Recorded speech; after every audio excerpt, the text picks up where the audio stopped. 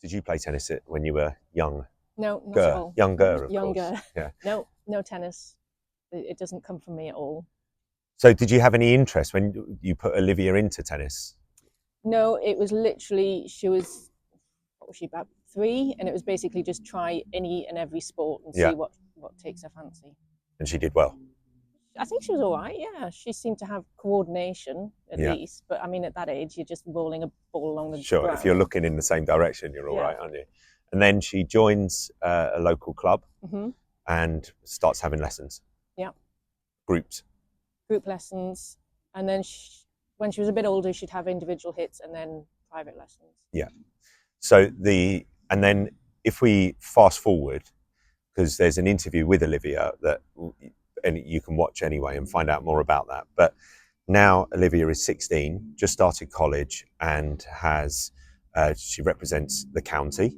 She's in county training. She's playing at like a regional level, reached the final of the county in her age group of the singles, and has just won everything here for, I don't know, it feels like years now. She's been our number 1 player at the club. And it's now looking at what tennis is going to be for her moving forwards. So where is that stage? So initially, we were approached by an American company, which I think's one of the big companies in America that deal with scholarships, and they rang me out of the blue. Took the phone call, sounded very exciting. They said they wanted to talk to us, they wanted to talk to her, so we agreed a phone call. We listened to what they had to say, and then they said if we wanted to take it further, we'd be in touch with someone else. That person called. It didn't really gel for us with them, but Olivia thought it might be the direction she'd like to go in. And then when she had a county match, we were approached by someone there, and they introduced us to another company, and we've had about 4 or 5 hours of conversations with them since August, and yeah, she's gelled with them, we've gelled with them. There's a trust between us. We feel they know who Olivia is, what she needs from a coach, what she's looking for. So I think that's the company we'll end up going with. And this is to give Olivia free university education. It's not guaranteed free. So what we have learned is if you get into a Division 1 college, they have to give you 100% scholarship. So that includes your schooling, your board, your food, your coaching, your equipment, literally everything for the whole time you're there. They can't take it away from you. So we would literally just have to pay for flights home whenever. Division 2 colleges, they don't have to offer 100% scholarship, but you might get to say 90%, and then they might offer you like an academic scholarship to boost it up. There's ways around it, so it's not necessarily going to be completely free. Have they spoken about what Olivia's life would look like over there?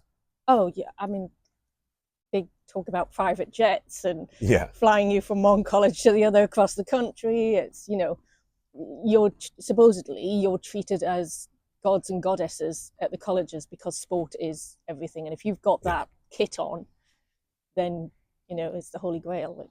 So you play as part of a tennis team, you play other universities or colleges as the Americans call them, other universities, and there's home matches and away matches and different divisional matches. And if you look at, like, plenty of pro players now take this route, don't they? Like Cam Norrie is obviously British-ish, who's gone down that route of US college. Was it, in Olivia's mind, is it something that is the springboard to being a pro? Not for her, I don't think. I think she just wants a career within tennis, but she's not sure what. She knows she wants to be playing as part of a team. She likes that environment, but I'm not sure she really sees herself as going pro. But then in this world, it's you get the safety net of having an education, don't you? Yeah. As well as being in the best possible environment to hone the latter part of your tennis development. Yeah, so that's what they've said. They've asked us, you know, how much do you want to focus on education as well as the tennis, because that would be the direction of the college they'd look at. So we said we'd like 50-50. We don't want it to be just full on tennis. We need some academic backup behind that. So what does she have to do then? So we're aiming for a Division 1 level and see what happens. For that, she needs to reach a UTR of about 7.2 by the end of next summer, with the potential of getting into an 8 for the following summer when you'd start. Yeah. So as long as they see that increase, yeah, that incline in rating, they're happy to. Yeah, and obviously that's for a girl, not a boy, those ratings. Yeah, of course. Yeah. I think boys, it's 11 or 12, isn't it? Something around that, 10, 11. It changes because of the intake changes, doesn't it? So that means that at the moment, Olivia's playing loads of comps. Yeah, every weekend now. Yeah. In trying to, and we're going for the ladies tennis now, ladies competitions, just so we can try and come across those slightly better ranked players. Yeah. Is there anything that, if you, like what you know now, is there anything that you'd look back on and think, oh, I could have changed this a little bit, or I could have done something a bit different? Olivia came into the competitions quite late on. Yeah. So you're kind of like, oh, should we have started earlier? But then I don't think mentally she was ready for that. So you just do what you do and hope that it was the route you took was. Well, I'd say that as her coach, that everyone's on their own journey, everyone's on their own path, and you can't compare it to somebody who's doing something very different or there earlier or something like that. It's when you're ready, you're ready. Yeah. And she's clearly ready because she goes and wins. Yeah. That's a good place to be, isn't it? Rather than not being ready for 4 years and losing. I think if she was playing competitions every weekend 2-3 years ago, she possibly would have just ended up hating tennis. Maybe. You're going to Coventry University, rather than Michigan or whatever. But they have said to us, you know, just carry on doing what you're doing. They're not putting any pressure on us whatsoever. They're not saying, oh, you must enter this and you must do this. It's still all very low key as far as this company. And the first company, they were saying, oh, you're way beyond, you know, you should have done this when she was 12. You know, you've started way too late. The company we're dealing with now,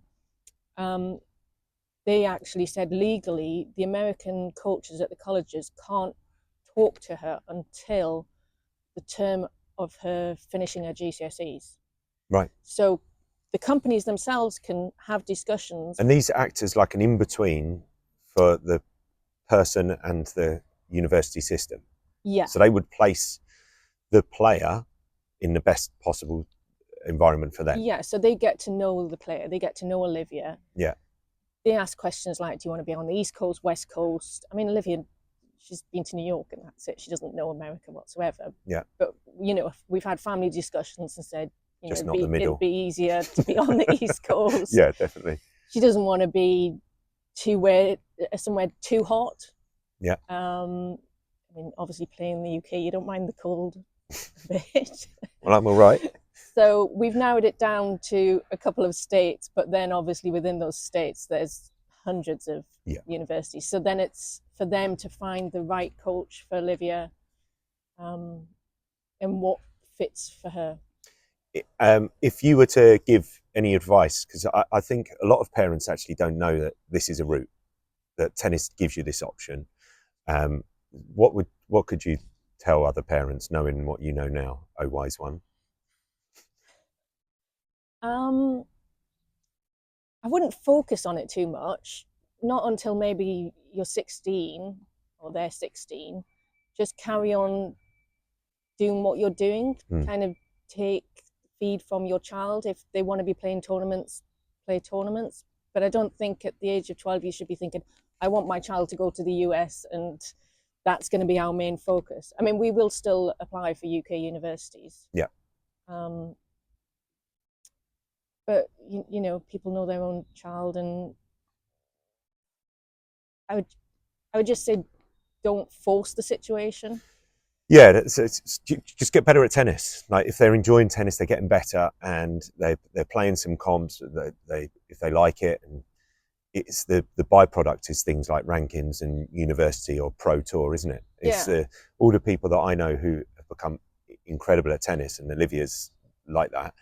Is they just want to be at tennis. They want to be at the tennis club. They like the people. They like sometimes like the coach, but like they just like everything to do with it. And the byproduct is that the bump she gets in life as a young adult could be huge. Well, they've told us although they've said there's an aim with the ranking, don't focus on that. Just focus on trying to play as much as you can, win as many matches as you can, and then everything will come from that. And the US college is where the best players in the world traditionally have always kind of gone through. But there is a UK scene as well, isn't there, with Bath and Stirling, and it's Loughborough. Different. It's different. Loughborough, yeah. It's a very different scene. It's not, but there is still an elite level in the UK that's high. Yeah, you won't get a scholarship. But there's no scholarships, no. And also, as a young adult, it's not as glamorous or exciting, right? There's no private jets mentioned. No. Or choose a racket and choose your equipment. And yeah. There's the mega bus from Loughborough to Stirling. Were you a bit shocked that Olivia said, "Yeah, US, let's do that"? Yeah.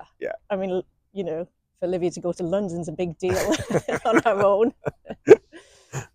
It's great, and I'm really looking forward to seeing the journey. See what happens.